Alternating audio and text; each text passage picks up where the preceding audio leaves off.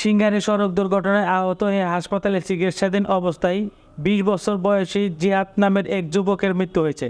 বৃহস্পতিবার ৬ জুন রাত ১:১২টার দিকে তিনি সাভার এনাম মেডিকেল কলেজ হাসপাতালে মারা যান।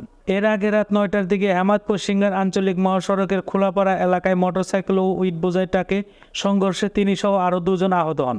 নিহত জিহাদ ঢাকা জেলার নওগঞ্জ উপজেলার সোল্লা ইউনিয়নের আটকাহনা গ্রামের মোহাম্মদ ইবারত হোসেনের বড় ছেলে।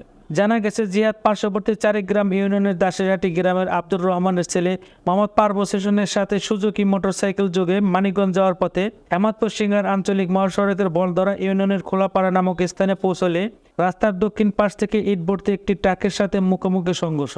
ট্রাকের সাথে মোটরসাইকেলটি সজোরে আঘাত করলে মোটরসাইকেলটি ছিটকে রাস্তার উত্তর পাশে দাঁড়িয়ে থাকা খোলাপাড়া এলাকার আশেক আলীর ছেলে মোহাম্মদ একলাস উদ্দিনের উপরে উঠে যায়।